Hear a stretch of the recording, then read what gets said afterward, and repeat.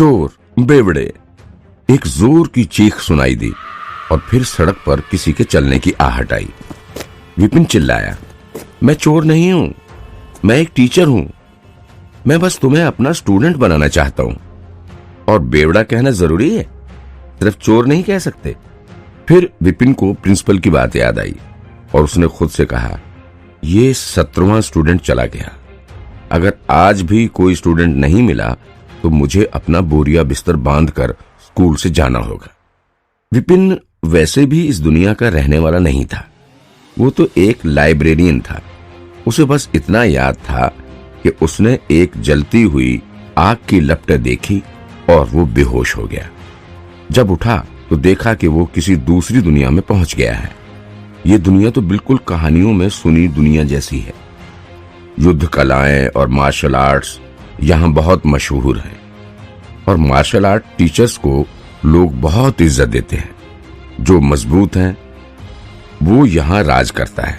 यही इस दुनिया का नियम है। सभी लोग उसकी बात सुनते हैं। इस शरीर में आने के बाद उसे लगा था पहले वो स्कूल का सबसे बेवकूफ स्टूडेंट होगा और शायद वो कभी लड़की भी ना पटा पाए। फिर वो अचानक से टैलेंटेड बनकर लोगों को गलत साबित करेगा और मजे से जिंदगी काटेगा। पर लगता है कुछ गड़बड़ हो गई। वो स्टूडेंट नहीं, गलती से किसी टीचर के शरीर में जा बसा। वो भी स्कूल का सबसे बेकार टीचर। दूसरे टीचरों की क्लास में तो इतने बच्चे थे कि खड़े होने की जगह नहीं मिली थी। वहीं विपिन की क्लास में एक बच्चा भी नहीं था। एक तो उसकी क्लास लेने के लिए बच्चे तैयार नहीं थे और ऊपर से ये लोग उसे चोर और बेवड़ा बना रहे थे। कुछ तो दूर से ही ठरकी कह के भाग जाते थे। गड़बड़ तो आखिर विपिन से ही हो गई थी, क्योंकि जिसके शरीर में वो बस गया था वो स्कूल का सबसे कमजोर टीचर था। उसे किसी की प्रतिभा की कोई समझ नहीं थी। ऊपर से एक स्टूडेंट को उसने ऐसी गलत सलाह दी कि उस बच्चे की अच्छी खासी लड़ने की स्किल खराब हो गई और स्टूडेंट फेल हो गया। ये तो वही बात हो गई जैसे मरीज इलाज के लिए डॉक्टर के पास गया और उल्टे डॉक्टर की वजह से बेचारे उस मरीज की ही मौत हो गई हो। उस घटना के बाद उसकी इज्जत तो मिट्टी में मिल ही गई, साथ ही साथ सभी लोगों की गालियां भी सुननी पड़ रही थीं। नए स्टूडेंट विपिन को अपना टीचर बनाना तो दूर, उसकी क्लास में आ भी नहीं रहे थे। शायद ये सोच कर के कहीं उनका हाल भी उस पुराने स्टूडेंट जैसा ना हो जाए। इसी कारण विपिन का स्कूल रिकॉर्ड खराब हो गया था और पिछले साल उससे कोई स्टूडेंट कुछ सीखने नहीं आया। एनुअल टीचर एग्जाम में विपिन का नाम आखिरी नंबर पर था। कम नंबर लाने वाला वो स्कूल का पहला टीचर था, इसलिए वो डिप्रेशन में था। डिप्रेशन की वजह से उसने कई बार शराब पीकर मरने की कोशिश की और उसकी मौत होते ही विपिन को उसका शरीर इस्तेमाल करने का मौका मिल गया। नए साल के शुरू होते ही स्कूल ने उसे नोटिस दे दिया, अगर इस साल उसकी क्लास में एक भी बच्चा नहीं आया तो उसे निकाल दिया जाएगा। आज उसकी क्लास के बाहर से 17 बच्चे गुजर गए। सारे उसका नाम सुनते ही भाग जाते थे, जैसे छोटे बच्चे अपने रिश्तेदारों से दूर भागते हैं। जितना दूर भाग सके उतना दूर। किसी भी तरह इनमें से एक को तो मनाना ही पड़ेगा क्लास लेने के लिए। पर कैसे? वो मानने का कोई तरीका सोच ही रहा था कि एक लड़की उसकी क्लास के दरवाजे पर आई। वो थोड़ी घबराई सी लग रही थी। क्या ये शर्मा सर की क्लास है?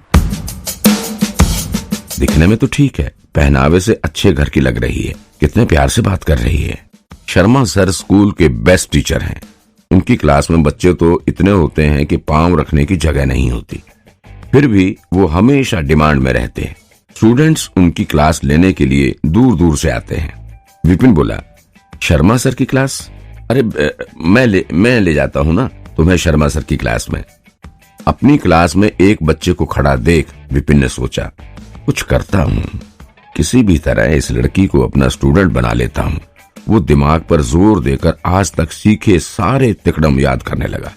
फिर बड़े ही आराम से अपनी कुर्सी पर बैठकर एक अलग अंदाज में बोला, तुम शर्मा सर की स्टूडेंट बनना चाहती हो? लड़की ने बड़ी ही उत्सुकता से सिर हिलाया। फिर विपिन ने पूछा, क्यों?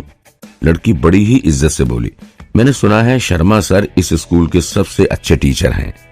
उनके पढ़ाए सारे स्टूडेंट्स होशियार हैं और उनकी क्लास में एडमिशन मिलना अपने आप में ही एक इनाम है।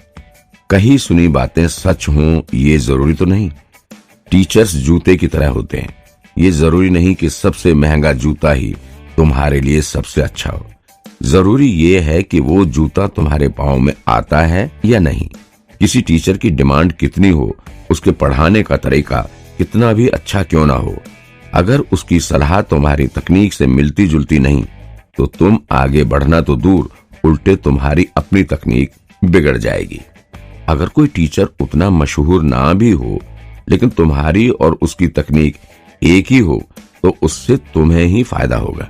तुम जल्दी ही अपनी गलतियां सुधार लोगे और तकनीक बेहतर होने से तुम्हें अच्छे नंबर भी मिलेंगे। अच्छा, मैंने अपने बड़े भाई को भी ये कहते हुए सुना है। लड़की ने विपिन की बात पर थोड़ा ध्यान दिया लेकिन फिर उलझन में बोली, लेकिन मुझे नहीं पता कि मुझे किस तरह की तकनीक सूट करेगी।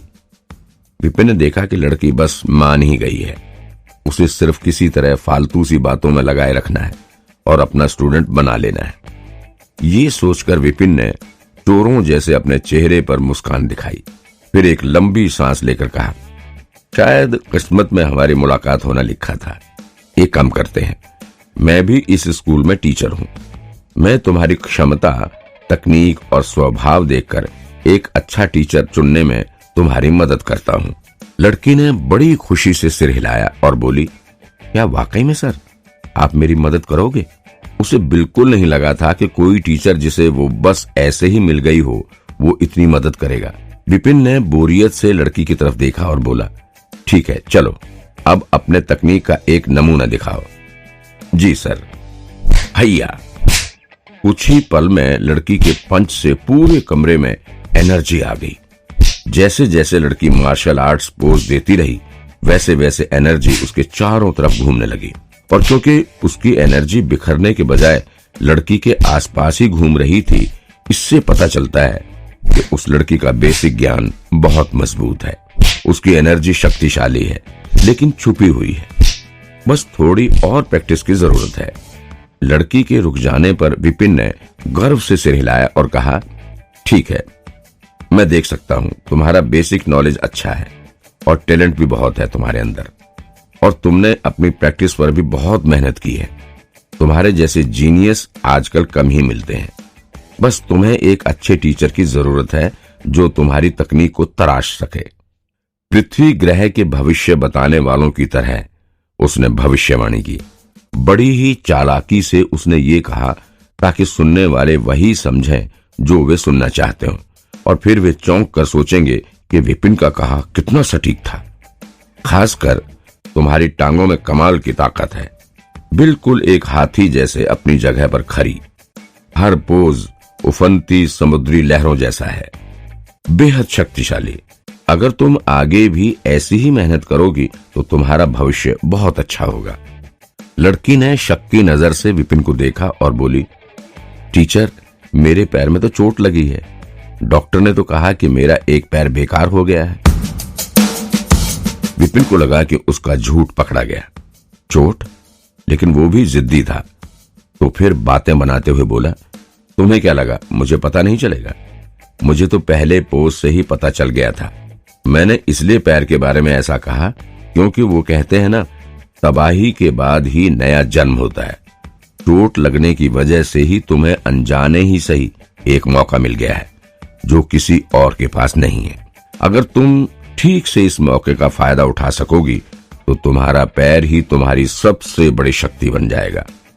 दूसरे बच्चे सोचते ही रह जाएंगे कि ये सब हो कैसे गया, लेकिन उन्हें कुछ समझ नहीं आएगा। वैसे भी विपिन सिर्फ बातें बना रहा था। अगर बातों से ही वो उस लड़की को अपना स्टूडेंट बना सके तो वो ऐसा ही करेगा। अभी सबसे जरूरी है किसी भी तरह एक स्टूडेंट को उसकी क्लास में दाखिले के लिए मनाना। लड़की खुश होकर बोली, मौका? सर, कैसा मौका?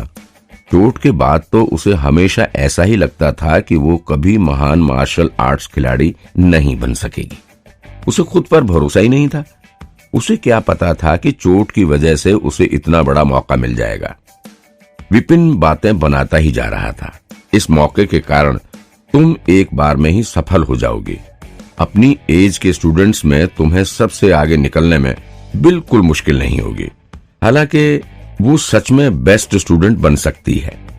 ये सुनकर लड़की ने शर्मा कर आगे पूछा, हालांकि क्या सर? विपिन ने गहरी सांस लेकर उदासी से कहा, हालांकि ऐसे टीचर जो इस मौके का सही इस्तेमाल कर सकें, ऐसे टीचर इस स्कूल में कम ही हैं। मुझे मिलाकर सिर्फ 3 ही ऐसे टीचर हैं। बाकी दोनों टीचर ने 3 साल पहले ही बच्चों का दाखिला लेना बंद कर दिया था। इसलिए तुम्हारी सिफारिश करना तो मेरे लिए भी मुश्किल है। दाखिला लेना बंद कर दिया है? लड़की को लगा था चलो कुछ तो अच्छा होगा, पर यह सुनकर वो उदास हो गई। फिर अचानक कुछ याद आने पर बोली, वे दाखिला नहीं ले रहे? पर सर आप तो ले रहे हैं ना? बिल्कुल ले रहा हूं, बस एक बात है, जैसा कि तुम देख सकती हो, मुझे नाम शोहरत से कोई फर्क नहीं पड़ता और मेरे पास कोई फालतू टाइम नहीं है। फिर अपने चेहरे पर जिद्दीपन लाते हुए वो आगे बोला, अगर स्टूडेंट असली हीरा नहीं है तो मैं उसे दाखिला नहीं देता। चाहे कुछ भी हो, स्टूडेंट के टैलेंटेड होने पर ही मैं उसे अपनी क्लास में जगह देता हूँ। इससे पहले कि विपिन की बात खत्म हो, लड़की हाथ जोड़कर बोली, मैं जानती हूँ सर, आप महान हैं। प्लीज मुझे अपना स्टूडेंट बना लें। मैं पूरी मेहनत से ट्रेनिंग करूंगी और आपको कभी शर्मिंदा नहीं करूंगी। विपिन मन ही मन बहुत खुश हुआ, लेकिन फिर भी चेहरे पर उलझन दिखाते हुए बोला, हम पक्का किस्मत से मिले हैं, लेकिन तुम देख सकती हो मुझे शांति पसंद है। लड़की ने देखा कि टीचर थोड़ा नाखुश है तो वो आदर से बोली, मैं कभी आपको परेशान नहीं करूंगी, मेहनत से ट्रेनिंग करूंगी और जरूरी होने पर ही आपको टोकूंगी। विपिन ने कहा, मेरे पास बहुत ज्यादा स्टूडेंट्स नहीं हैं, इसलिए बाकी टीचरों के मुकाबले मेरे पास ज्यादा साधन भी नहीं है और हो सकता है बाकी के स्टूडेंट्स तुम्हारा मजाक उड़ाएं। लड़की हिचकिचाई, साधन नहीं है? मैंने तो सुना था साधन ट्रेनिंग के लिए बहुत जरूरी है। टीचर के पास कितने स्टूडेंट्स हैं, वे कितने होशियार हैं और भी कई सारी चीजों का ध्यान में रखकर ही स्कूल टीचर्स को साधन देता है। बिना अच्छे साधनों की ट्रेनिंग में सुधार करना मुश्किल है। मैंने तो बस तुम्हें परखने के लिए ऐसा कहा। अब क्योंकि तुमने फैसला ले ही लिया है और तुम आदर से मुझे अपना टीचर मान ही रही हो तो ठीक है, मैं तुम्हें अपना स्टूडेंट बना लेता हूँ। उसने देखा लड़की फिर से पीछे हट रही है। जल्दी से उसने बोला, तुम्हारा पहचान पत्र? अभी इतनी जल्दी?